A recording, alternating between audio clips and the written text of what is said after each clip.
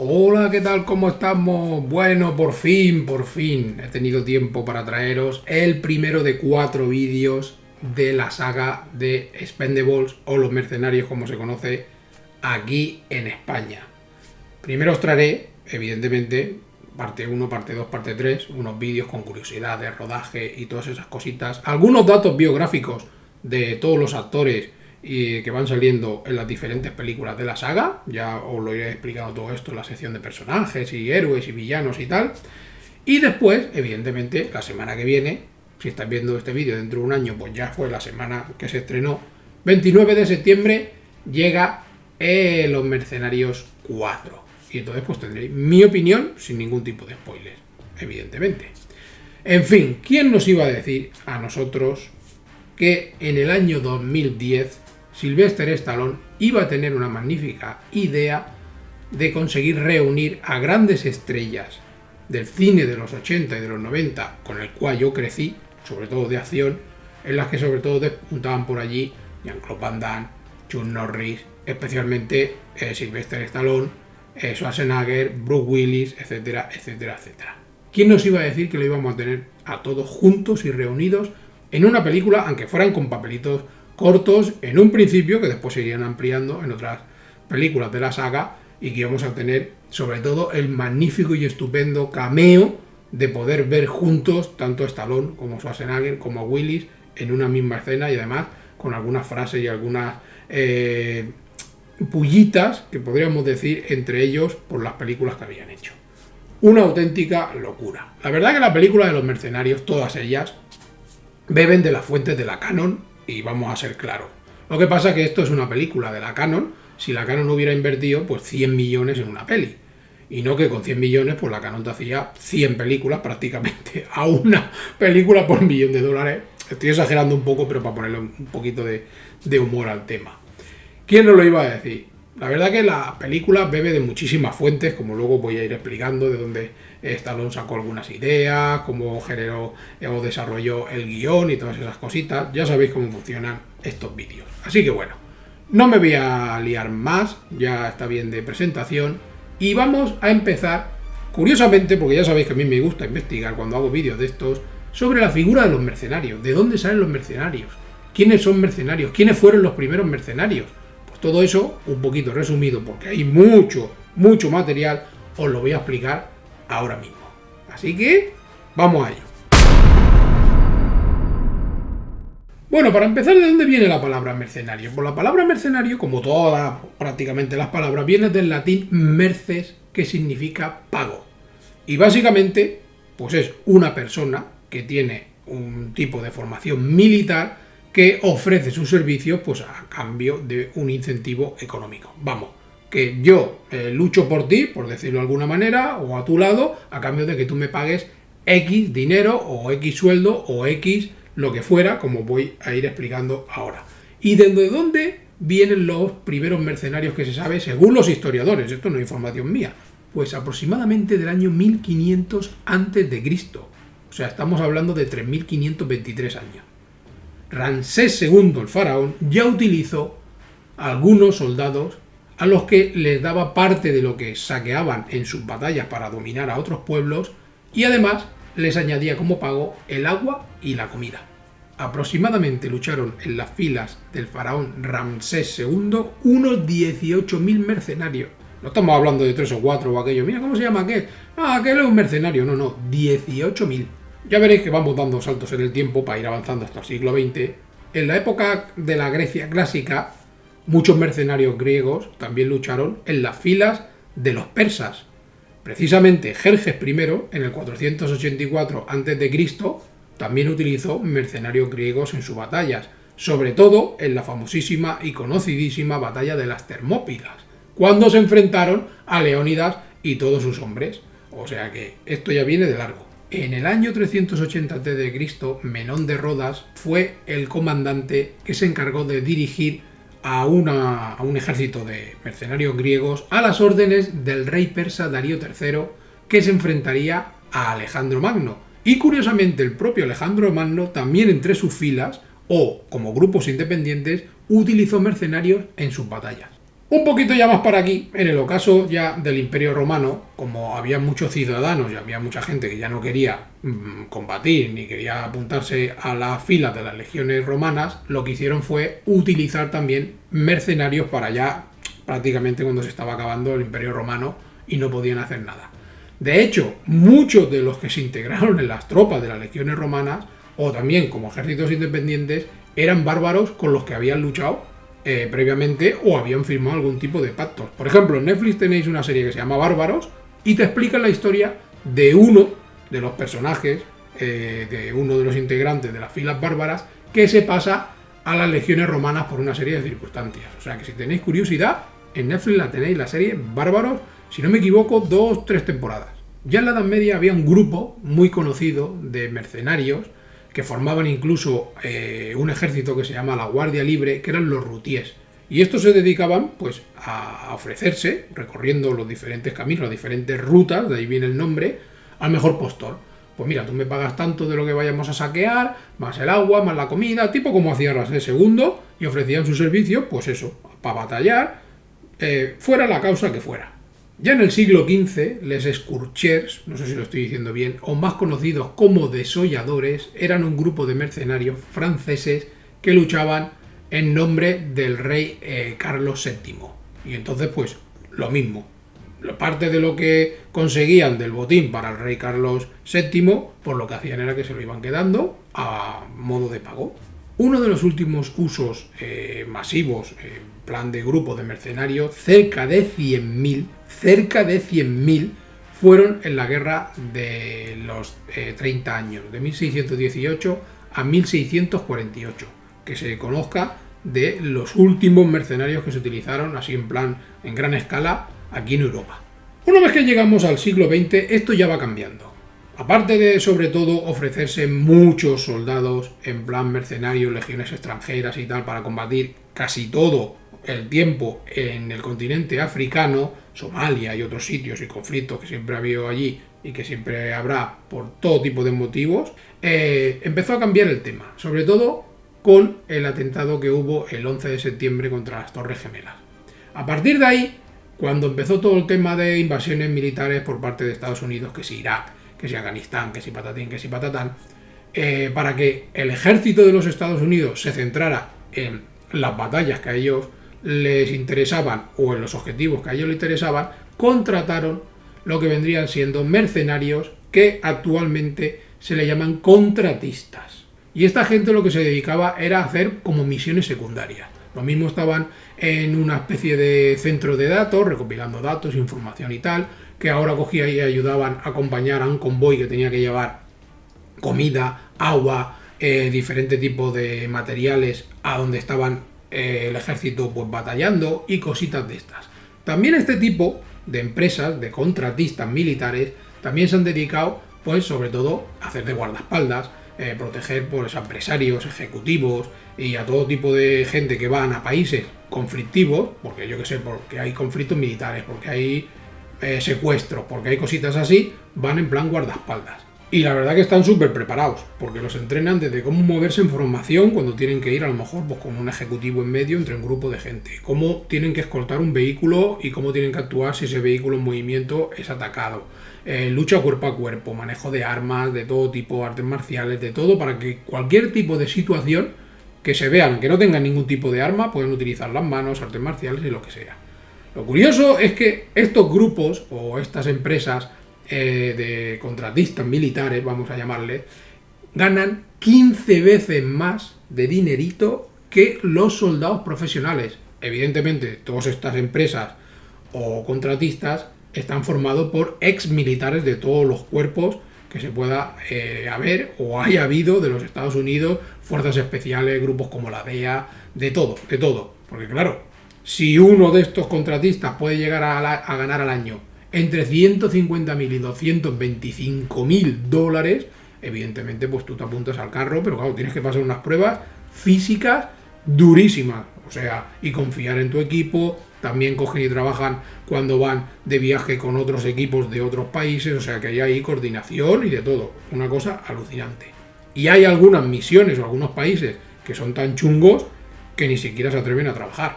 porque a lo mejor tienen que ir a un país y tienen que proteger a alguien y no les dejan llevar armas. Entonces dicen, pues yo no voy a poner en riesgo a mi gente. Lo que pasa es que, claro, es un trabajo hiper estresante, porque ya sabes que estás en riesgo desde el minuto 1 que aterrizas en el país donde tengas que ir a proteger a quien sea.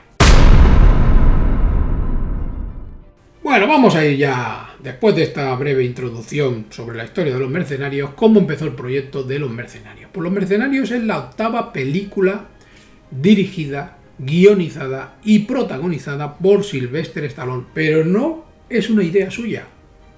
Resulta que el guionista David Callahan, que en aquella época no lo conocía nadie, en el 2010 ya tuvo un borrador escrito sobre un grupo de mercenarios, de soldados y tal, que tenían algún tipo de misión y todo el rollo. Este primer borrador o primer guión se lo ofreció a la Warner Bros. Y Stallone, que tenía buena relación con la Warner Bros., pues fue uno de los guiones que cayó en sus manos, se interesó y automáticamente se reunió con David Callahan para decirle, hey, vamos a convertir esto en algo guapo, en algún tipo de espectáculo con toques de los 80 y de los 90, pero con la tecnología actual y sobre todo con un gran presupuesto y que quede una película tanto buena para fans como para atraer a las nuevas generaciones. Al final, entre David Callahan y Sylvester Stallone llegaron al guión definitivo después de más de 100 borradores. Porque claro, hubo mucho baile de personajes, que si este entra, que si este no entra, que si quiero a este actor, que si quiero a esta actriz, que si están disponibles, que no están disponibles. Y luego os explicaré un poquito en la sección de personajes, cada uno de los actores y tal que entraron, quién podían ser quien hicieran el personaje y sobre todo algunos que se quedaron fuera. Bueno, básicamente se basarían en películas como 12 del Patíbulo, Los Perros de la Guerra, películas de este tipo que tenían buenas escenas de acción, combates tanto con armas como cuerpo a cuerpo, la trama o la historia, la verdad que atraía al público o interesaba. Desde el primer momento, tanto Stallone como Callahan sabían que esto podía generar una franquicia, pero en esta primera película básicamente lo que hicieron fue poner las bases, hacer un poquito de presentación de los personajes que después se irían desarrollando algunos de ellos en la segunda, en la tercera y ya veremos en la cuarta entrega. Bueno, pues el rodaje empezaría en marzo del año 2009 en Brasil, de donde es originaria también la actriz protagonista de la película, la que hace como de conexión de los hombres de Barney Ross con la Resistencia, y resulta que es la hija del general Garza, que eso también te queda bastante flipando. Después en mayo de 2009 se irían a rodar a Luisiana, toda la parte pues del bar, toda la parte de Jason Statham con la novia que tiene y tal, y finalmente acabarían de rodar en otras localizaciones de Estados Unidos en julio del 2009. El famoso cameo entre Sylvester Stallone, Arnold Schwarzenegger y Bruce Willis se rodaría una vez concluido el rodaje en octubre del mismo año, del 2009, y fue en una iglesia de los Estados Unidos que tuvieron un par de días entre todos. Schwarzenegger por aquella época estaba con su carrera política, Bruce Willis pues estaba por ahí que si Jungla 4, que si Jungla 5, y evidentemente Stallone pues metió en el rodaje de Los Mercenarios 1. Y consiguieron después de muchísimos años juntarse pues en ese cameíto el señor Iglesia, Barney Ross y Trench, que la verdad que nos quedamos todos flipando, un sueño hecho realidad. Mira, se me ponen los pelos de punta solo de pensarlo. Después la camioneta que lleva Sylvester Stallone al principio de la película, que después sufre un atentado porque le persigue Gunnar y todo el rollo, y hay allí pues, tiros y persecución y destrozan la furgoneta y tal. Esta estuvo desarrollada por West Coast Custom. No sé si habéis visto alguna vez en el canal Discovery Más todos estos programas de tuneo de coches y tal. Pues hubo uno en el que salió Sylvester Stallone como le preparaban la furgoneta, que no fueron una, sino 3 furgonetas. Ford F100S del año 1955. Se utilizaron la primera para la escena en la que vemos en la película que lo van persiguiendo, el tiroteo, vamos, para reventarla. Otra que se utilizó para ponerla en plató sobre una plataforma y rodar con pantalla verde. Y la tercera pasó a ser de la colección privada de vehículos del propio Sylvester Stallone. Después, el hidroavión que utilizan como vehículo de transporte todo el grupo de mercenarios es un Grumman HU-16 Albatros. Toda la secuencia del inicio de la película, donde nos presentan a los personajes que hay allí como unos piratas que asaltan un carguero y tal, se rodó realmente en un carguero de origen ruso. La película, en un principio, por todas las escenas de acción, las explosiones y tal, porque utilizaron muy poca pantalla verde y todos los efectos fueron prácticos, sobre todo de explosiones y tal, que luego os explicaré porque hubo más de un accidente. En un principio, según el storyboard, necesitaba 250 tomas de efectos visuales. Pero finalmente, entre reescrituras, cambios de storyboard, cambio de peleas, cambios de luchas y todo el rollo, se requirieron 1200 tomas de efectos visuales. En la película hay un total de 203 muertos. Pa' flipar. Y con un presupuesto de unos 80 millones aproximadamente, consiguió recaudar cerca de 275 millones. Por lo tanto, estaba claro que iba a haber una segunda parte, porque desde un principio ya estaba planificado. Bueno, vamos con los personajes. En esta sección, y en las que vendrán en la parte 2 y en la parte 3, voy a hacer una pequeña biografía de algunos de los integrantes, tanto de los héroes, que ya veréis que he puesto héroes y villanos, para que sepáis un poquito de dónde vienen, del mundo del deporte, del mundo del espectáculo, de dónde aparecen y por qué los han integrado en la película, porque no son unos cualquiera, evidentemente, aunque algunos a lo mejor no nos sonaran. Y en la segunda parte y la tercera parte haré lo mismo tanto con héroes como con villanos. Evidentemente, Stallone, Schwarzenegger y Bruce Willis creo que no necesitan presentación. Aparte, si queréis saber un poquito, por ejemplo, de Bruce Willis, tenéis un vídeo sobre la serie Luz de Luna, Moonlight, que ahí os explico un poquito los orígenes de dónde empezó Bruce Willis y tal, y cómo acabó la serie y todo el rollo, o si no el vídeo de Die Hard, La Jungla de Cristal. ¿Que queréis saber cositas de Sylvester Stallone? Pues también tenéis un poquito de biografía en el vídeo que hice hablando de Rocky 1 y Rocky 2. De Schwarzenegger todavía estoy un poquito pendiente, pero también tenéis vídeos de Conan o de Predador, por ejemplo.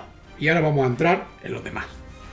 Desde un principio los personajes de Barney, Navidad y Jan, que son Stallone, Jason Statham y Jet Li, estaban ya escritos por el propio Stallone, uno para él y los otros dos para los integrantes, como os he dicho, Statham y Jet Li. Pero el resto hubo modificaciones y hubo cambios porque se ofreció a algunos actores que rechazaron, otros no podían, otros no querían, y entonces se tuvo que ir reescribiendo el guión sobre la marcha y adecuando los personajes a cada uno de los actores. Por ejemplo, el personaje que interpreta Stallone, Barney Ross, está basado realmente en una persona que se llamaba Barney Ross, que era un campeón de boxeo de peso superligero, peso welter y tal, que cuando dejó su carrera deportiva se enroló en la Segunda Guerra Mundial.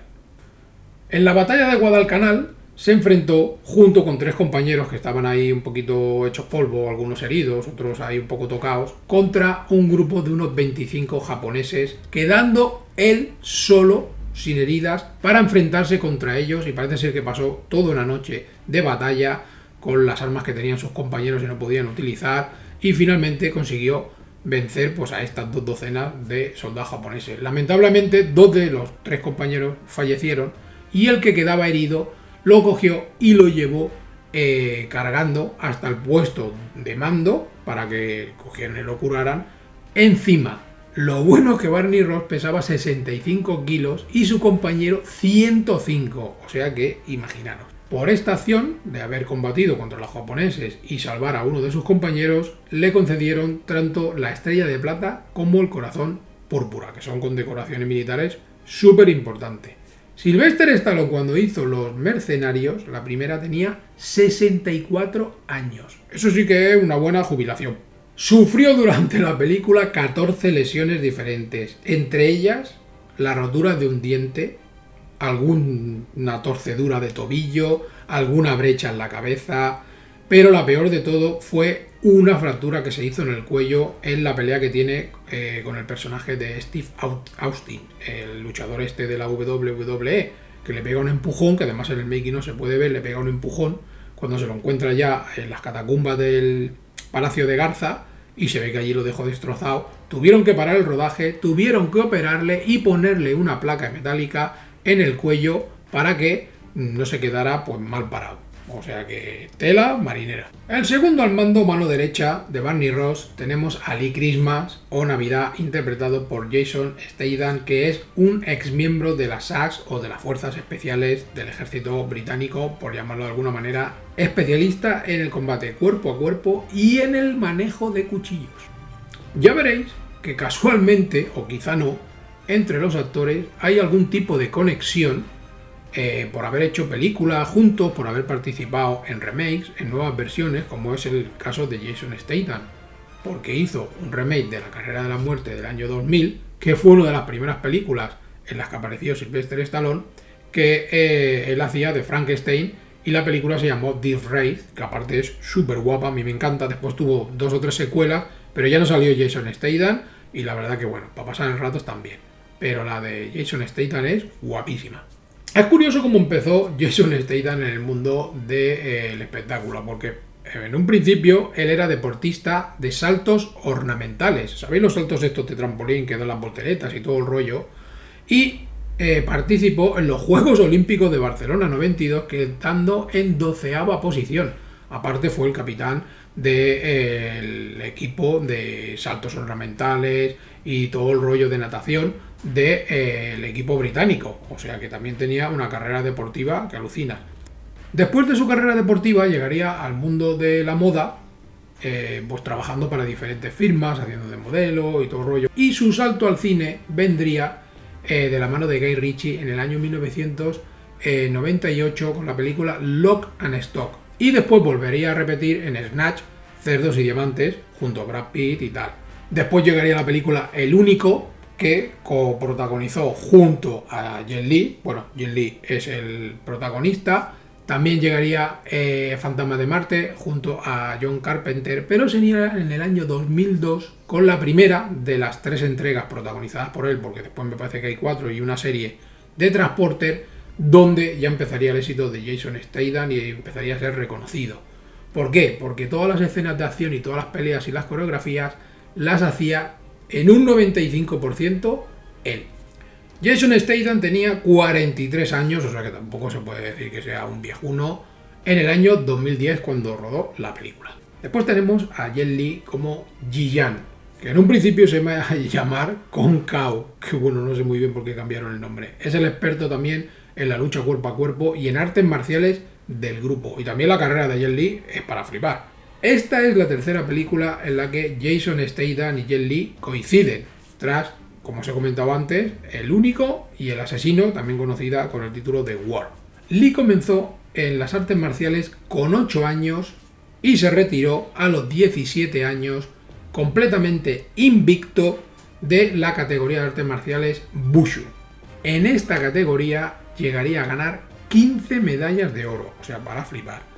Ya en el año 1982 sería cuando debutaría como actor en una película de artes marciales que se llamaría El Templo de Shaolin. Y después su salto al cine internacional o al cine estadounidense o hollywoodense, como le queráis llamar, fue en el año 1998 de la mano de Richard Donner en la película Arma Letal 4, donde hacía del villano asiático de la película Wang Xing. Después llegarían otros proyectos ya en Estados Unidos como Romeo debe morir, El beso del dragón, que a mí esa película me encanta, es una película buenísima. Y de ahí pues bueno, ha ido intercalando en toda su carrera pues tanto proyectos en su China natal como en Estados Unidos.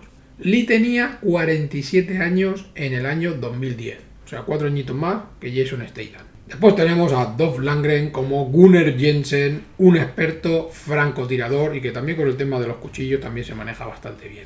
Este papel, curiosamente, se le ofreció primero a Jean-Claude Van Damme, pero Van Damme parece ser que decía que el personaje tenía poca sustancia, que no tenía mucho papel, que no tenía mucha historia dentro de la película, y entonces lo rechazó y le dijo a Stallone que no le interesaba. A raíz de ahí, como os comentaba antes, Stallone pues reescribió el personaje y se lo ofreció a Dolph Lundgren. Curiosamente es la segunda película esta de los mercenarios en la que coinciden Stallone y Lundgren desde Rocky 4 25 años antes. Imaginaros si ha llovido.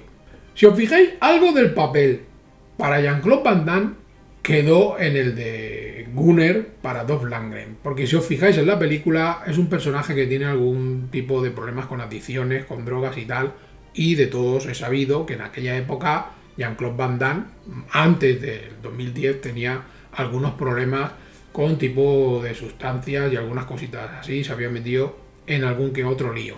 O sea que algo del personaje o de la vida real de Jean-Claude Van Damme quedó en el personaje de Gunner. Cuando se estrenó la película, evidentemente con el éxito que tuvo y viendo el resultado, Van Damme se arrepintió de no haber participado y entonces se ofreció a Sylvester Stallone de si hacían una secuela que por favor escribiera un papel para él. Y bueno, como veremos en el vídeo de Los Mercenarios 2, pues acabó siendo el villano. Villién de villano. Dolph Lundgren a la edad de 16 años le gustaba bastante los deportes y empezó a interesarse sobre todo por el tema de las artes marciales en la especialidad de judo. Tras realizar el servicio militar, se graduó en el Instituto Real Sueco de Tecnología. Luego obtendría un máster en Ingeniería Química en la Universidad de Estocolmo en el año 1982. O sea, algunas de las referencias de la vida real de los actores que salen en la película, que han incluido los personajes, ya veis que son verdad. Porque él, por ejemplo, también tiene un título del MIT, el Instituto Tecnológico de Massachusetts. O sea que cuando la segunda parte dice porque la pared esta tiene tanto de no sé qué, tanto de no sé cuánto, y si le hacemos una mecha podemos explotarla, o yo tengo un título de ingeniería química y todo el rollo, son datos reales de su vida. Entró en el mundo del espectáculo más o menos por casualidad, porque en uno de sus viajes a Boston conoció a Warren Robertson, que le dio la oportunidad para que hiciera el casting para la película de Rocky 4, porque le dijo que Stallone estaba buscando a un contrincante en el papel de Iván Drago. Pasó la prueba y todo el rollo, pero no recibió una llamada de Sylvester Stallone para decirle que el papel era suyo hasta el cabo de 9 meses de haber hecho el casting. Para flipar. Ya había tenido algún contacto previamente con el mundo del cine, porque había hecho un personaje de un guardaespaldas de la actriz Grace Jones, que sale en la película de James Bond, Panorama para Matar, y él salía allí, como os comentaba, haciendo de guardaespaldas. Y curiosamente fue pareja de Grace Jones durante 4 años. Lundgren habla 6 idiomas: sueco, inglés, alemán, francés, español y un poco de japonés. También tiene el cinturón negro cuarto dan de la especialidad de artes marciales Kyoku Shinkai, no sé si lo he dicho bien. Y ganó los campeonatos de karate europeos en el año 80-81 y en Australia en el año 82. Bueno, después tenemos a Mike Rourke como Toll, un ex miembro de los mercenarios, ya está retirado, pero es el que se encarga de buscarle por las misiones, los trabajos y todo el rollo para que ganen dinerito del bueno. Aparte es traficante de armas, también tatuador, y es un poquito como que el que dirige el cotarro y muy amigo, evidentemente, de Barney Ross, Sylvester Stallone. La participación de Mike Rourke en esta película fue por un favor a Sylvester Stallone, porque cuando Sylvester Stallone hizo la película, bueno, el remake, mejor dicho, de Get Carter, creo que se llama Asesino Implacable, creo que se llama la película. Bueno, una película que había hecho Michael Caine y después él hizo pues una versión más moderna. Y le ofreció un papelillo a Mike Rourke en esta película, porque en aquella época no lo llamaba ni al timbre de su casa, no lo quería nadie por ser un actor conflictivo y todo el rollo, y como agradecimiento por ese papel, pues se ofreció voluntario para hacer el personaje de Thor. Como curiosidad, Mike Rourke y Bruce Willis coincidieron en una película, pero nada, unos segundos, que fue Sin City. ¿Y de dónde le vendría? Pues un poquito el meterse en el mundo del espectáculo y la práctica del boxeo y todas estas cositas que hemos visto alguna vez dentro de las cosas que han pasado un poquito en su disparatada vida. Pues en su adolescencia, aproximadamente a los 12 años, una cosa así, empezó a practicar boxeo. Y ya ganó su primera pelea en la categoría de peso mosca, pero en aquella época se presentaba con el nombre de Phil Rourke, no como Mike Rourke. En el año 1971, en los Golden Gloves, que era un combate que había de boxeo y tal, sufrió una conmoción cerebral, que ya era la segunda, porque previamente ya había tenido otra en otro combate, y sus médicos le dijeron que se retirara por lo menos un añito, porque si no podía acabar un poquito mal parado. Durante su carrera, al principio, antes de meterse a actor de boxeo, consiguió 27 victorias, 17 por KO y solo fue derrotado en 3 ocasiones. Después se trasladó a la ciudad de Nueva York con $400 en el bolsillo que le había prestado su hermana porque se había metido en algunos problemas con la policía, había participado en algún hurto y para escapar un poquito pues se fue a esta ciudad. Y allí comenzó pues a tener clases de interpretación. Se presentó a ver si lo cogían el famoso Actor Studios y le tocó hacer la audición con el director Elia Kazan. Y Elia Kazan diría de May-Rur que había sido la mejor audición que había visto en los últimos 30 años y automáticamente lo ficharon. Bueno, durante los años 70 pues se dedicaría a hacer películas para televisión y tuvo un pequeñito papel en la película 1941 de Steven Spielberg. Pero sería en 1981 cuando ya empezaron a fijarse en él por hacer un pequeño papel secundario de un pirómano en la película Fuego en el Cuerpo. Después, en el año 1983, haría otra película que también llamaría un poquito la atención, que sería La Ley de la Calle, dirigida por Francis Ford Coppola y que también intervenía pues allí un joven Matt Dillon. Pero su rol, que le daría la fama y todo el rollo, y aparte lo convertiría en un sex symbol, sería junto a Kim Basinger en la famosa película 9 semanas y media. Después llegarían grandes películas, por ejemplo, como Manhattan Sur o El Corazón del Ángel, y después llegarían también grandes fracasos como Orquídea Salvaje o Dos duros sobre ruedas, aquella película de moteros que sale junto a Don Johnson, que bueno, la película es divertida, pero si en plan artístico es un desastre. Pero bueno, todos los problemas de su vida privada cuando volvió al boxeo, el alcohol, las drogas, todos los enfrentamientos que tuvo con sus parejas, con sus mujeres y todo el rollo, pues acabaron hundiéndolo. Después volvió con la película aquella del luchador, que también pues estuvo nominado a premios, ganó algunos y todo el rollo. Y bueno, ya ha ido trampeando, ha hecho del villano, por ejemplo, en Iron Man 2 y cositas así. Como anécdota, deciros que uno de los directores que trabajaron con él, Alan Parker, decían que trabajar con May-Rur era algo peligroso, porque en ningún momento sabías cómo podía actuar, qué podía hacer o por dónde te podía salir durante un rodaje. O sea que era bastante chunguete. May-Rur tenía 58 años cuando protagonizó Los Mercenarios. Bueno, después tenemos a Bruce Willis, ya os digo, no hace falta presentación, señor Iglesias. Y era un papel que escribió Sylvester Stallone para Arnold Schwarzenegger, pero como Arnold Schwarzenegger estaba metido pues, en el tema político y todo el rollo, pues no podía hacerlo, pero le dijo, me ofrezco a hacer un cameo. En un primer momento no penséis que Bruce Willis era el primer candidato. Se le ofreció a Kurt Russell, con el que había trabajado en Tango y Cash, que también tenéis un vídeo en el canal. Pero Kurt Russell le dijo que no quería participar porque esto iba a ser un desfile de actores, de egos y todo el rollo y que no le interesaba. Y entonces finalmente recayó pues en Bruce Willis. Dentro de la escena esta del cameo que hay en la iglesia, con los personajes de Trench, Barney y el señor Iglesias, hay una frase que el personaje del señor Iglesias dice cuando se están ahí saludando Trench y Barney. Si queréis, en este momento vais a comeros, no quiero decir el qué, y se ve que esto fue una ocurrencia que soltó allí Bruce Willis. A Sylvester Stallone le pareció gracioso y entonces la dejó en el montaje de la película. Cuando veáis la película ya sabéis qué frase es, no la quiero repetir aquí porque si no me van a censurar el vídeo. Bruce Willis tenía 55 años en el 2010. ¡Ay! Y lo pachuchito que lo tenemos ahora, pobrecito mío. Después tenemos a Arnold Schwarzenegger como Trench Mauser, que yo creo que al igual que Willis y Stallone no necesita ningún tipo de presentación. Y la verdad que hace este personajito, este cameo en la iglesia y tal, que hay una referencia a Rambo cuando le dice el señor Iglesias, bueno, te quiero contratar a ti. Y le dijo, no, yo le he dicho que mejor te contrate a ti porque a ti te gusta correr por la selva, referencia evidentemente a Rambo y todas esas cositas, porque referencias hay miles, pero después en la segunda y en la tercera parte sí que ya tendría un papel de peso porque ya había dejado su carrera política y entonces volvía a hacer películas chuache. Esta fue la primera participación de los últimos 6 años de Schwarzenegger en una película, porque claro, ya os digo, estaba dedicado a la política. Previamente había aparecido también solo en un cameo en la película de la Vuelta al Mundo en 80 días, protagonizada por Jackie Chan. Arnold Schwarzenegger tenía 63 años cuando hizo Los Mercenarios, uno menos que Sylvester Stallone.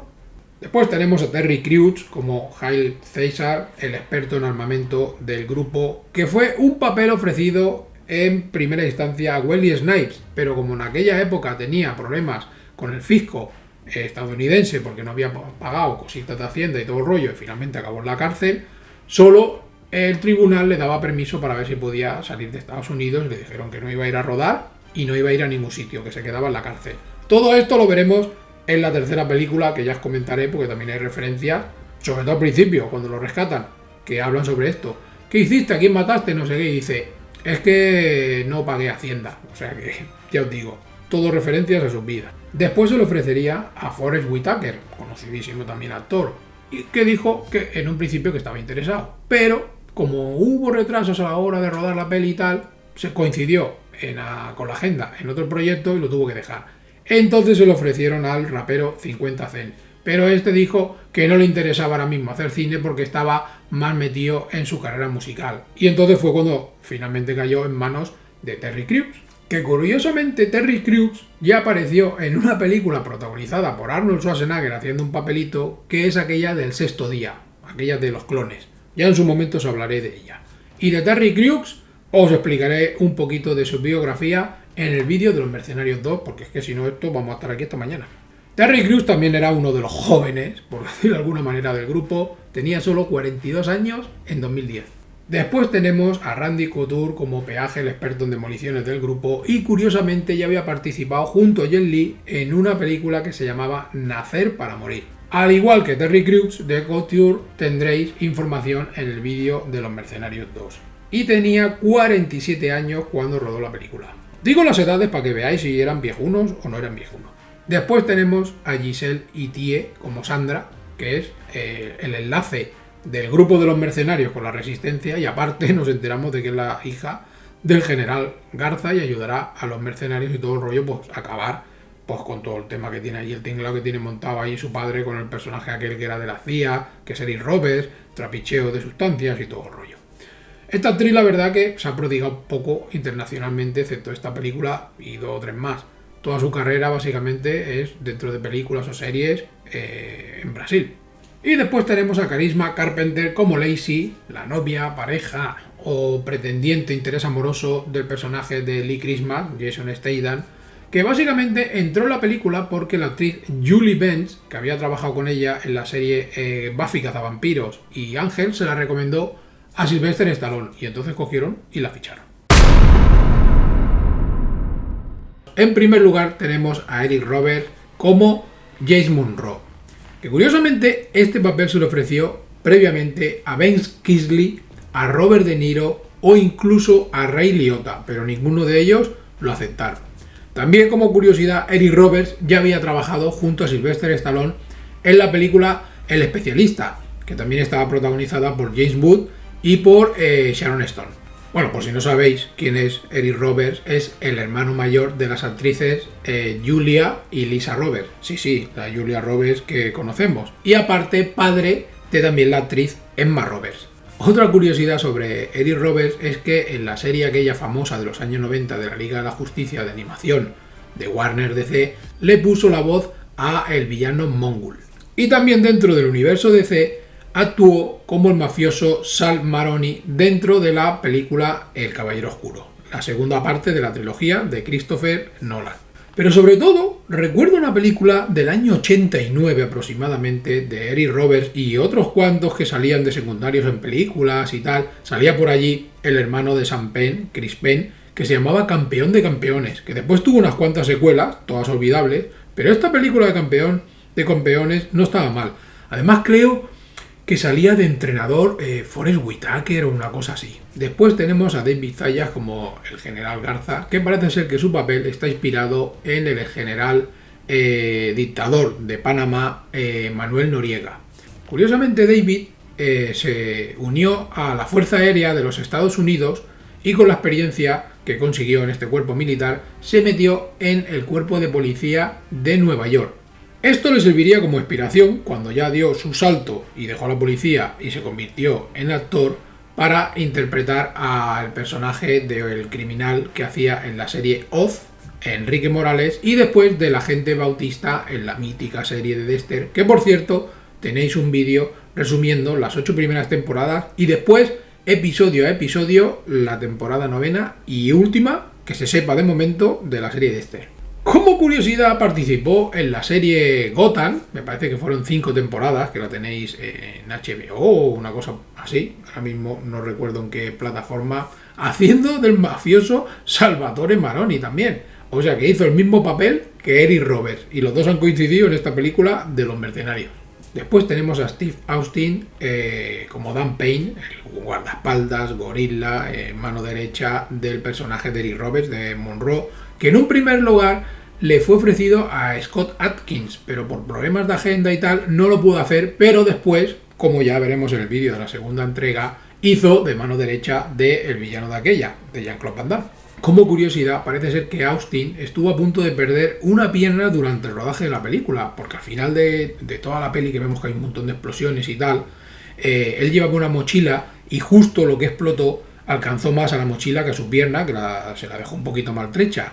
Otra curiosidad es que Austin y Crews habían coincidido en una película así de toque un poco humorístico, El clan de los rompehuesos. Y la vida de Austin es muy curiosa porque desde siempre le gustaba el deporte, le gustaba el tema de la lucha libre y tal, pero se ganaba la vida descargando camiones, o sea, trailers y cosas de estas. Pero un día decidió apuntarse porque vio un anuncio de una escuela de lucha libre y tras 5 meses de haber entrenado ya debutó con su primera pelea. En 1991 ya debutó en la World Championship Wrestling bajo el nombre de Stunning Steve Austin. Ha sido 6 veces campeón mundial de la WWF, una de las asociaciones de estas que hay de lucha libre en los Estados Unidos. También ganó la edición King of the Road del año 1991 y las ediciones Royal Rumble de 1997, 98 y 2001. También se convirtió en uno de los primeros luchadores más veteranos de la Wrestling Manía, que se llama, al tener un combate con 57 años. Pero lamentablemente se tuvo que retirar porque sufrió una lesión en la columna vertebral y entonces ya pues se metió en el tema de la actuación. Y tenía 45 años en el año 2010 cuando protagonizó la película esta de los mercenarios. Después tenemos a Gary Daniels, conocido en la película como el británico, otro de los manos derechas de Monroe y aparte experto en lucha cuerpo a cuerpo, artes marciales, etcétera, etcétera. O sea, un rival perfecto, como podemos ver en la película, para Jason Statham y para Jet Li. Gary es actor, productor, artista marcial, campeón de kickboxing y yo que sé cuántas cosas más. Comenzó en el mundo de las artes marciales con 8 años y en el año 1980 se mudó a los Estados Unidos pues para seguir pues aprendiendo cosas sobre este deporte y entrenando. En el año 1990 ganó el campeonato del peso semipesado del estado de California y el campeonato mundial de peso semipesado en la modalidad de kickboxing. Daniels tiene un récord como luchador amateur de kickboxing con 31 victorias, 30 por KO y tan solo 4 derrotas. En el año 1988 sería cuando daría su salto al cine protagonizando 2 películas. Y ahora voy a comentar a algunos personajes que se quedaron fuera del guión o se transformaron o se cogieron partes de uno y de otro para dividirlos en algunos de los personajes que podemos ver en la película. Después había otro personaje que se llamaría Emmanuel, que este estaba escrito para Danny Trejo. Imaginaros Danny Trejo en Los Mercenarios. Lo que pasa es que no pudo hacer la película y su parte del papel se dividió entre una parte para el personaje de Toll, de Mike Rourke, y otra parte para el personaje del británico de Gary Daniels.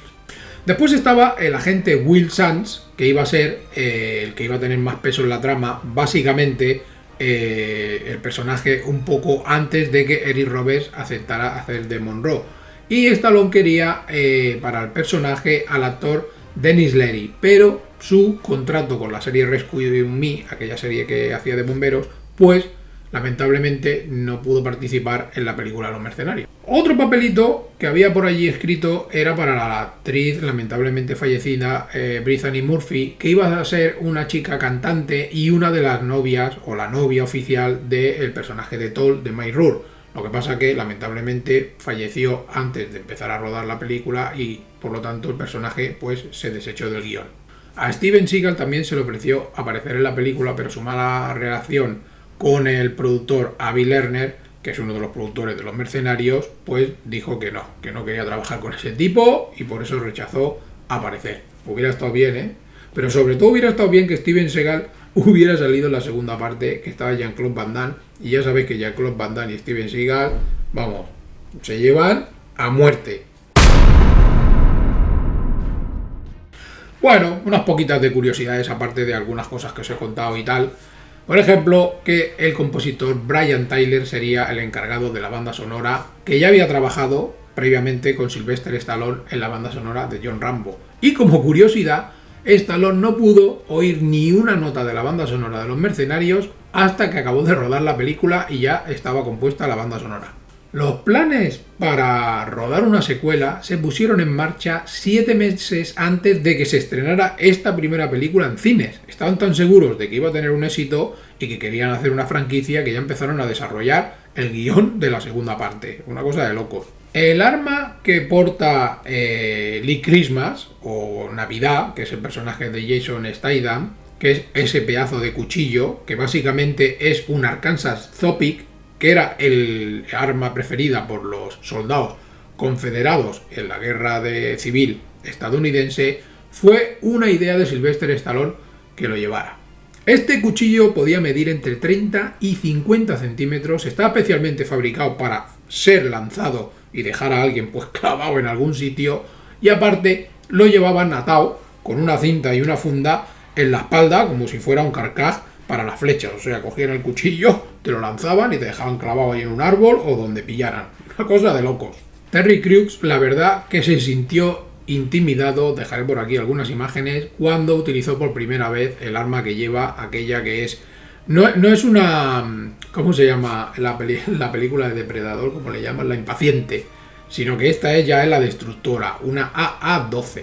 Se ve que manejar el arma, prepararla, limpiarla y sobre todo tener cuidado a la hora de disparar y estar con el arma en las escenas de acción, se ve que a Terry Crews le daba bastante respeto porque era un bicho de cuidado, que nada más tiene que ver que pega 4 tiros y parte a las personas por la mitad.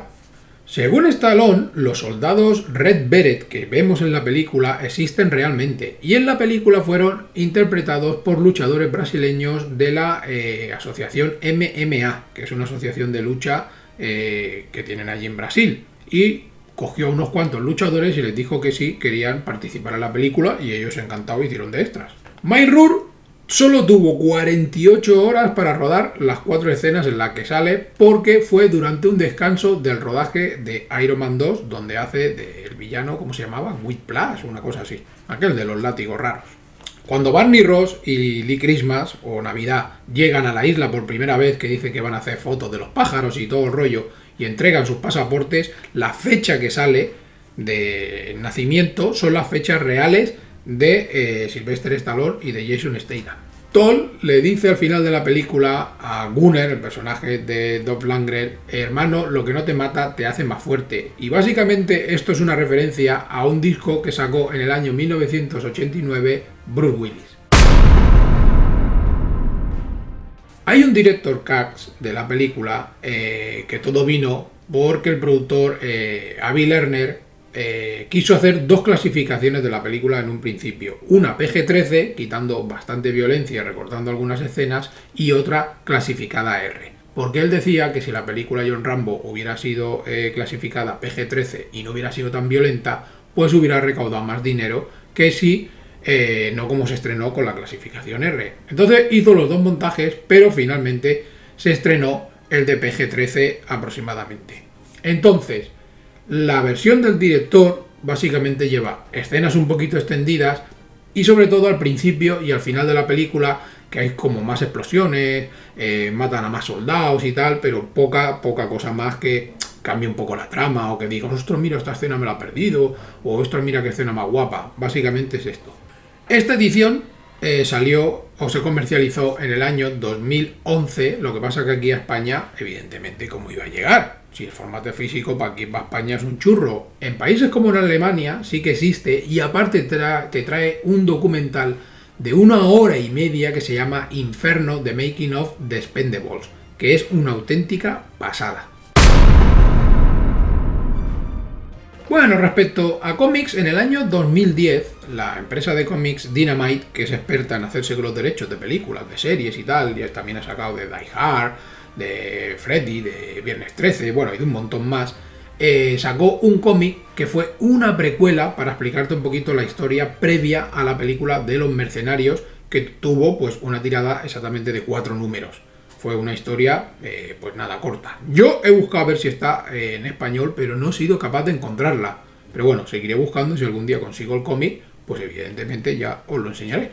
Y después, en el año 2020, aproximadamente en febrero, sacó una secuela o una historia independiente que se llamaba Los mercenarios van al infierno. Y entonces mueren en acción, por decirlo, en un conflicto o en una pelea que se meten y tal, y van a parar al infierno y tienen que participar en una guerra que hay allí entre todo tipo de criaturas, pues todos los integrantes del elenco de la película. Todo el arco argumental y todo el concepto y la historia, más o menos, fue desarrollada por Sylvester Stallone y guionizada por Chuck Dixon. Y bueno, y básicamente pues hasta aquí todo lo que os tenía que contar, o casi, como suelo poner en estos vídeos, sobre la primera entrega de Los Mercenarios. Evidentemente habrá vídeo de la segunda, de la tercera, como ya os he comentado, y mi opinión sin spoilers de la cuarta entrega.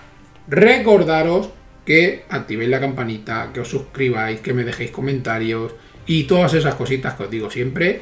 Y nos vemos en un próximo vídeo, que os explicaré más cositas de otros de los integrantes, tanto de héroes como villanos, dentro de las películas de la 2 y de la 3, como por ejemplo Mel Gibson, Jean-Claude Van Damme, Terry Crews, Scott Adkins y toda esa gente. Así que estaros pendientes, no os perdáis ni un vídeo de los Expendables, los mercenarios.